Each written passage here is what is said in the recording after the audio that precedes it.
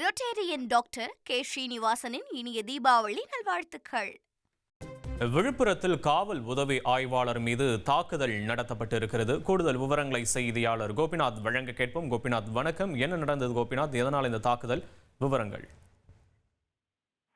விழுப்புரம் மாவட்டத்துல தென்பெண்ணை ஆற்றிலிருந்து மணல் பாத்தீங்கன்னா மிக தரமான மணலா பார்க்கப்படுகிறது. சென்னையில் உள்ள கட்டிடங்களுக்கும் இந்த தென்பெண்ணை ஆற்றிலிருந்து தான் மணல் எடுத்து செல்வது வழக்கம். ஏற்கனவே குவாரி நடந்துச்சுங்க அரசு சார்பில். அந்த குவாரி நிறுத்தப்பட்ட பின்னர் மணல் தட்டுப்பாடு அதிகம் ஏற்பட்டுச்சு. இந்த தரமான மணலை மக்கள், கரையோரம் இருக்கக்கூடிய கிராம மக்கள் மணலை கடத்தி விற்பனை செய்தால் அதிக பணம் பார்க்கலாம். இதுதாங்க ஒரு சிலரோட நோக்கமா இருக்கு.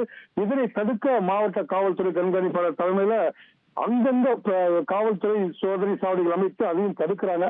இருப்பினும் மணல் கடத்தல் ஒரு சில இடங்களில் தொடர்ந்து நடந்துட்டு தான் இருக்கு.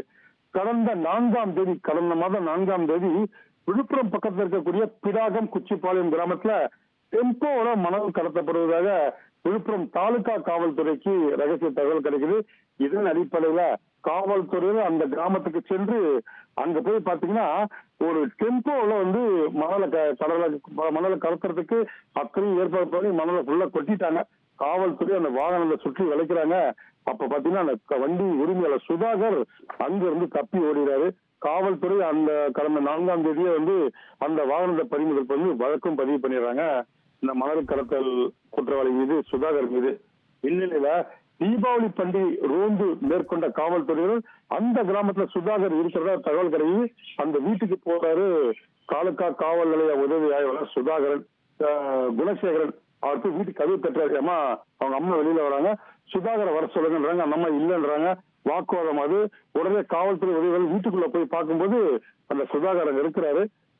சுதாகர் உதவி ஆய்வாளரை உள்ள வச்சு தாப்பால் போட்டு பலமா தாக்கிறாரு. அதே போல அவர் வச்சிருந்த வாக்கி டாக்கியும் புடுங்கிறாரு.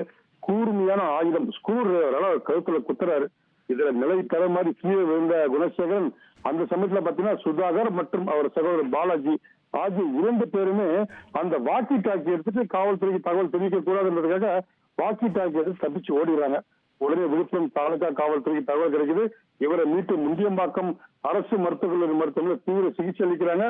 தற்போது குணசேகரன் கொடுத்த புகாரின் அடிப்படையில உதவி ஆய்வாளரை கொலை செய்ய முயற்சி, அரசு ஊழியரை பணி செய்ய விடாமல் தடுத்தல், கொடும் காயங்கள் ஏற்படுத்துதல் உள்ளிட்ட 9 பிரிவின் கீழ தற்போது விழுப்புரம் தாலுகா காவல்துறையால் வழக்கு பதிவு செய்து சுதாகர் மற்றும் அவர் சகோதரர் பாலாஜி தீவிரமா தேடுறாங்க.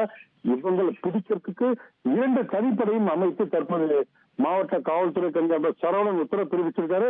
மணல் குற்றவாளியை கைது செய்ய சென்ற உதவி ஆய்வாளரை தாக்கி கூர்மையான ஆயுதத்தால் அவரை குத்தி காயம் ஏற்படுத்திய சம்பவம் காவல்துறை வட்டாரத்துல மிகவும் பெரிய பரபரப்பை ஏற்படுத்தியிருக்குன்னு சொல்லலாம்.